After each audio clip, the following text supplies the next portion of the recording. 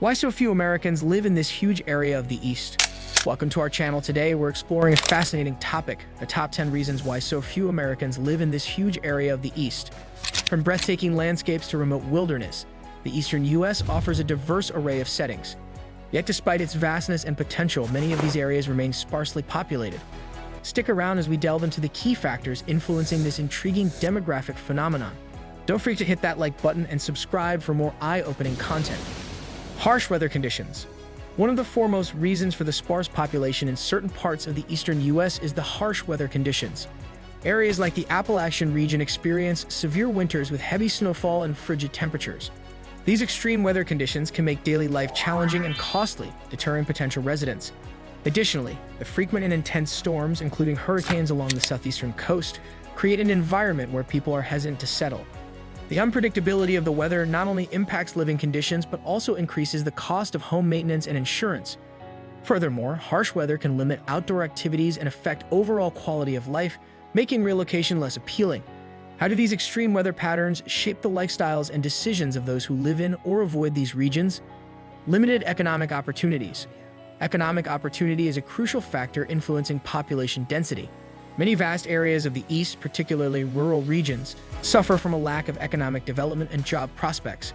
The absence of diverse industries and modern infrastructure in these areas limits employment options and economic growth.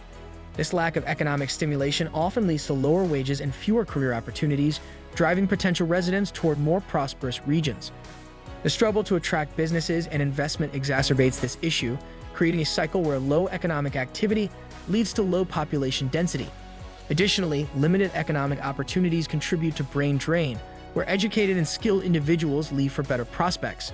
How do economic incentives and opportunities drive population trends, and what can be done to revitalize these underdeveloped regions? Inadequate infrastructure. Infrastructure plays a pivotal role in making an area livable and attractive.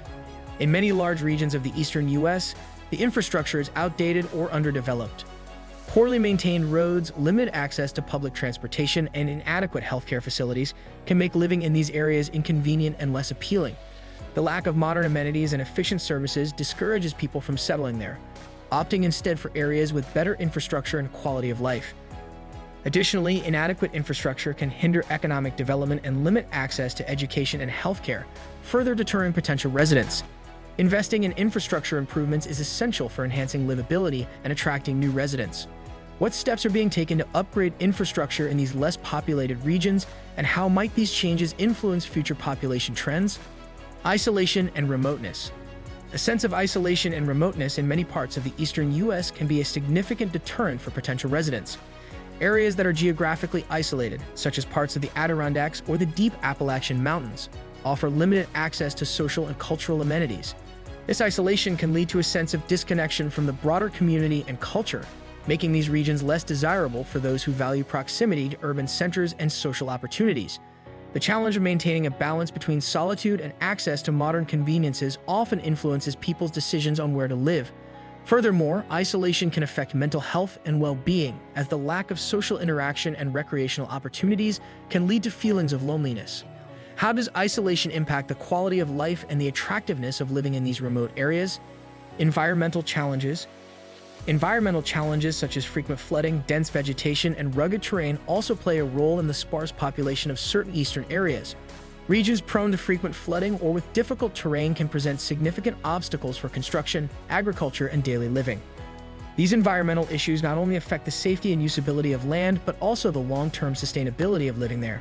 The difficulties associated with managing and mitigating these challenges can discourage settlement and development.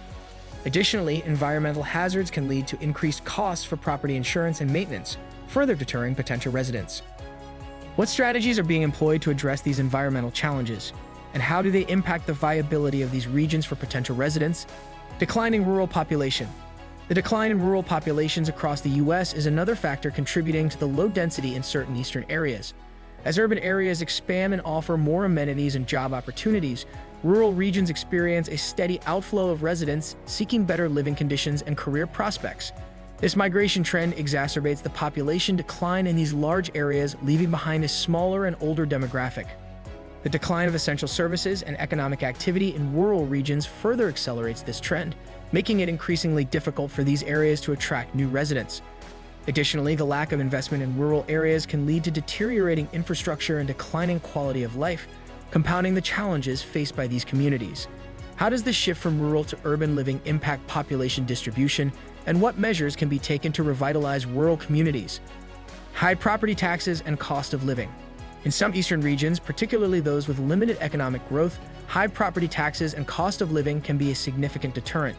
The financial burden associated with owning or renting property in these areas can be prohibitive, especially for those with modest incomes.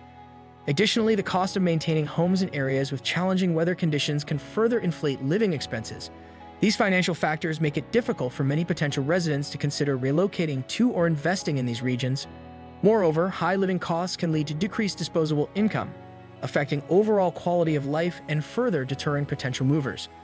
What are the economic implications of high property taxes and living costs, and how do they influence decisions about where to live? Limited access to healthcare and education. Access to quality healthcare and education is a crucial factor in choosing where to live. In many sparsely populated eastern regions, limited access to healthcare facilities and educational institutions can be a major drawback. The absence of advanced medical centers and reputable schools can deter families and individuals who prioritize these services. The lack of healthcare and educational opportunities can impact the overall quality of life and limit the attractiveness of these areas for potential residents. Additionally, limited access to essential services can exacerbate health and educational disparities, further discouraging people from settling in these regions. How do access to essential services influence living preferences, and what steps are being taken to improve these aspects in less populated regions? Historical and cultural factors. Historical and cultural factors also play a role in population distribution.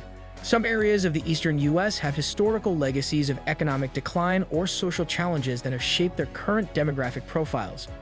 The historical significance of certain regions can impact their modern-day appeal, as remnants of past economic hardships or cultural isolation persist. These factors contribute to the perception of these areas as less desirable places to live, influencing migration patterns and population density. Furthermore, the historical context can affect local attitudes toward development and change, impacting efforts to attract new residents. What role do historical and cultural legacies play in shaping the current population trends, and how can these areas leverage their heritage for revitalization? Changing land use patterns. Finally, changing land use patterns and land management practices contribute to the sparse population in large eastern areas. Urban sprawl, conservation efforts, and land use regulations can all influence population density. As cities expand and conservation areas are established, large tracts of land are preserved or designated for specific uses, limiting opportunities for residential development. These land use patterns can create barriers to settlement and development, impacting overall population distribution. Additionally, evolving land use priorities can affect long-term planning and infrastructure development, further influencing population trends. How do land use policies and practices affect population density, and what are the future implications for these vast areas?